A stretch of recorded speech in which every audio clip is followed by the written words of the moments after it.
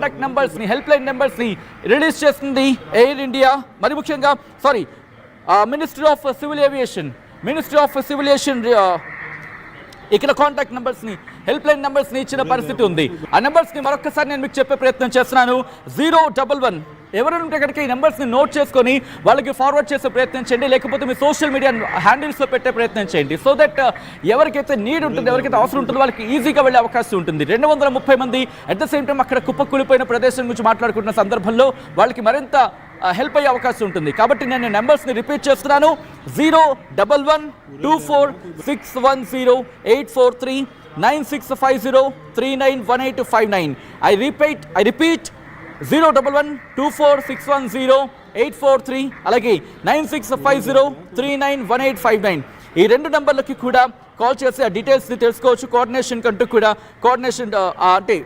ఈ సహాయ చర్యలకు సంబంధించి కోఆర్డినేషన్ కోసం నంబర్ అంటూ కూడా చెప్పుకొచ్చింది మినిస్ట్రీ ఆఫ్ సివిల్ ఏవియేషన్ అంటే అర్థం చేసుకోవచ్చు. దీంతో పాటు కేంద్ర ప్రభుత్వం ఎప్పటికప్పుడు అక్కడ పరిస్థితిని సమీక్షించడం, పర్యవేక్షించడం జరుగుతోంది.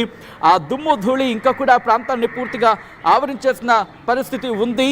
Former chief minister Vijay Rupani కూడా ప్రస్తుతం, అంటే మాజీ ముఖ్యమంత్రి విజయ్ రూపానీ కూడా ప్రస్తుతం ఆ ఘటనలో ఉన్నారు, అంటే ఆ విమానం ప్రయాణంలో ఆయన ఉన్నారు అనేది ప్రస్తుతం అయితే మాత్రం సమాచారం అందుతోంది. ఆయన అక్కడ ఉన్నారు అనేది, అంటే విమాన ప్రయాణంలో ఉన్నారనేది ప్రస్తుతం తీవ్రమైన చర్చ దారితీస్తుంది, ఆందోళనకరంగా ఉంది. అయితే ఇక్కడ కన్ఫర్మేషన్ కోసం అందరూ ఎదురు చూస్తున్నారనే చెప్పుకోవాలి. ప్రస్తుతానికి అయితే మాత్రం ఈ ఘటన ఒక్కసారిగా అందరినీ షాక్ గురి చేసింది. అమిత్ షా కూడా రియాక్ట్ అయ్యారు. Pained beyond words by the tragic plane crash in Ahmedabad. Disaster response force have been quickly rushed to the crash site. Spoke with the Gujarat Chief Minister Sri Bhupendra Patel, Home Minister Sri Harsh Sanghvi and Commissioner of Police Ahmedabad to assess the situation అంటూ కూడా చెప్పుకొచ్చారు. At the same time Nirmala Sitharaman కేంద్ర ఆర్థిక శాఖ మంత్రి కూడా react అయ్యారు. Distressed on hearing about the flight crash in Ahmedabad. My prayers for all families and friends of those on board and the flight అంటూ కూడా చెప్పుకొచ్చారు. ఇలా ప్రతి ఒక్కరు కూడా రియాక్ట్ అవుతున్నారు. ఈ ఘటనకు సంబంధించి ఒక్కొక్కరు కూడా తమ రియాక్షన్ని అందిస్తున్నారు. Another breaking news is on the screens of RTV. ఈ ఘటనకు సంబంధించి బీజే మెడికల్ కాలేజ్ హాస్టల్ పై ఈ విమానం కుప్పకూలిపోయింది. ప్రమాదంలో 20 మంది డాక్టర్లు మృతి చెందినట్టుగా తెలుస్తోంది. మృతులంతా జూనియర్ డాక్టర్లే కావడం ఆందోళనకరంగా ఉందనే చెప్పుకోవాలి. ఎందుకంటే విమానం కూలిన వెంటనే 2 భవనాల్లో కూడా మంటలు చెలరేగాయి. హెల్ప్ లైన్ నెంబర్స్ని కూడా ప్రస్తుతం 1800569144 బీజే మెడికల్ కాలేజ్ హాస్టల్ పై కూడా, అంటే బీజే మెడికల్ కాలేజ్ హాస్టల్ మీద కుప్పకూలిపోయింది ఈ విమానం. దాంతోపాటు మిగిలిన భవన సముదాయాలు కూడా అక్కడే ఉన్నాయి, నివాస సముదాయాలు కూడా అక్కడే ఉన్నాయి. దాంతోపాటు రిమెంబర్, ఇక్కడ మరొకసారి నేను చెప్పడం జరుగుతోంది, నిమిషానికి 400కు పైగా 400 కిలోమీటర్లు నిమిషానికి 400 కిలోమీటర్స్ పర్ మినిట్ అంటే అర్థం చేసుకోవచ్చు. ఒకవేళ ఆ తీవ్రతతో వెళితే కనుక ఎందుకు ఇలా జరిగే అవకాశం ఉంటుంది, అంత వేగంతో వెళ్ళడానికి కారణం ఏంటి, ఇవి కూడా తెలుసుకునే ప్రయత్నం చేద్దాం. మనతో పాటు retired wing commander Shyam Prasad కూడా ఫోన్ లైన్లో కంటిన్యూ అవుతున్నారు. Shyam Prasad garu, sorry for the interruption ఇందండి ఇందాకలా. Sir please continue sir. మీరు చెప్పినట్టుగా ఇంత స్పీడ్ గా వెళ్ళాలి, దాదాపు 30-35 వేల కేజీల బరువును ఎత్తాలి అంటే without opposite to gravity, anti గ్రావిటీలో ఎంత సెన్సార్స్ పనిచేయాలి, ఎంత కంప్యూటర్స్, ఎందుకంటే ఎవ్రీథింగ్ వెరీ టెక్నాలజికల్ అన్నమాట. సో దీంట్లో ఈ టైంలో పిన్ పాయింట్ చేయాలి అంటే ప్లస్ నెంబర్ 1 ఈ పైలట్స్ కూడా చాలా బ్రహ్మాండమైన శిక్షణ ఇస్తారు, చాలా స్ట్రిక్ట్ శిక్షణ ఇస్తారు, చాలా కష్టపడతారు.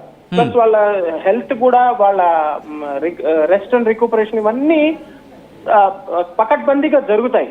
ఇటువంటి దుర్ఘటన జరగడం అనేది మోస్ట్ అన్ఫార్చునేట్, దురదృష్టకరం.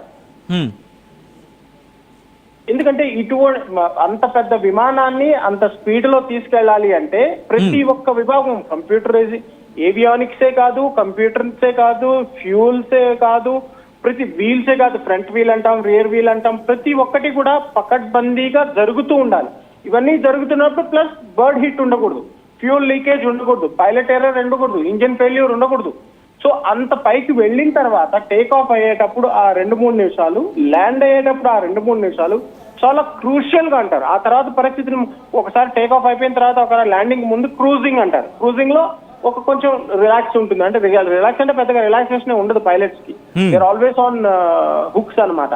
అంత టఫ్ గా ఉండాలి అంటే, దీని గురించి విశ్లేషణ జరగాలి అంటే ఎయిర్క్రాఫ్ట్ ఇన్వెస్టిగేషన్ బ్యూరో అని ఒక సపరేట్ విభాగం ఉంటుంది.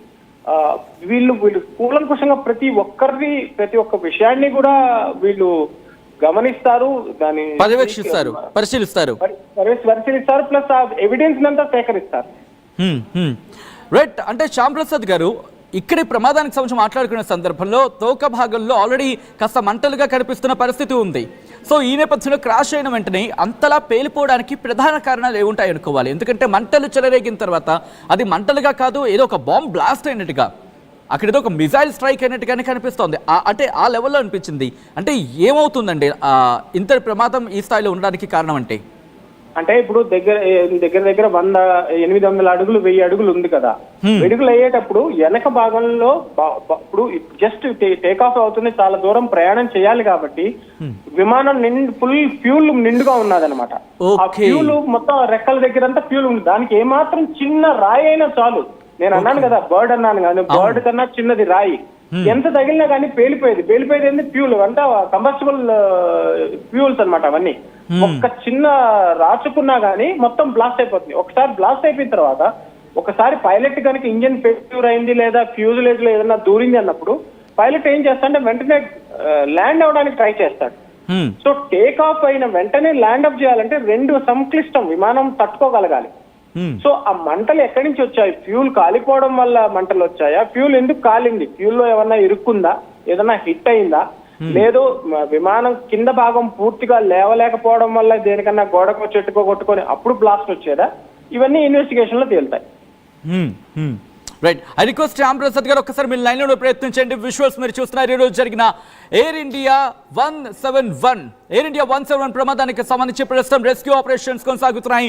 లైవ్ అప్డేట్స్ కంటిన్యూ అవుతున్నాయి. ఒకసారి ఆర్టీవీ స్క్రీన్ మీద మీరు విజువల్స్ మీరు చూస్తున్నారు. ప్రస్తుతం లైవ్ విజువల్స్ మీరు చూడడం జరుగుతుంది. అంబులెన్సెస్ అక్కడికి చేరుకున్నాయి, హాస్పిటల్కు అంబులెన్స్లు చేరుకున్నాయి. అక్కడ ఎవరైనా కనుక, ఎందుకంటే రిమెంబర్ ఇక్కడ 20 మంది డాక్టర్లు మృతి చెందినట్టుగా తెలుస్తున్న నేపథ్యంలో ప్రస్తుతం అక్కడ పరిస్థితిని మీరు చూడొచ్చు. గ్రీన్ కారిడార్ని ఏర్పాటు చేశారు. అటువైపుగా ఎవరిని వెళ్ళనివ్వటం లేదు. పూర్తిగా ట్రాఫిక్ని నిలిపివేశారు. ట్రాఫిక్ని ఎక్కడా కూడా నిలిపివేస్తున్న సందర్భం లేదు. సో ట్రాఫిక్కి సంబంధించి పూర్తిగా గ్రీన్ కారిడార్ ఏర్పాటు చేశారు. ఎవరికైనా ఇబ్బందికర వాతావరణం తలెత్తితే కనుక, ఎవరికైనా ఇబ్బంది వాతావరణం కనుక ఉండుంటే, అంటే ఆ ప్రమాదంలో, విమాన ప్రమాదంలో మృతులకు సంబంధించి ఉన్న వారిని వెంటనే అక్కడ పోస్ట్ మార్టం నిమిత్తం స్థానిక హాస్పిటల్కి పంపిస్తున్నట్టుగా తెలుస్తోంది. దాంతోపాటు ఇక్కడ తీవ్ర గాయాలైన వారిని క్షతగాత్రులని సమీప హాస్పిటల్కి తరలించేందుకు ఎక్కడ కూడా ఆలస్యం జరగకుండా వెంటనే వాళ్ళని ఎక్కడ కూడా తీవ్రమైన జాప్యం జరగకుండా గ్రీన్ కారిడార్ ద్వారా సమీప హాస్పిటల్కి తరలించి వాళ్ళకి చికిత్స అందించడానికి ఏర్పాట్లు చేయడం జరుగుతోంది. విమాన ప్రమాదం ప్రస్తుతం దేశవ్యాప్తంగా తీవ్ర చర్చనీయాంశంగా అయింది. భారతదేశంలో ఇంతవరకు జరిగిన విమాన ప్రమాదాలు ఒకెత్తు అయితే కనుక ఇది ఒకెత్తు. బహుశా ఈ మాట అనడానికి కాస్త నేను కూడా ఆలోచించి అన్నానంటే అర్థం చేసుకోవచ్చు. ఎందుకంటే భారతదేశంలో ఇంతవరకు జరిగిన విమాన ప్రమాదాలు వాటి గురించి కూడా నేను మీకు ముందుంచే ప్రయత్నం చేస్తాను.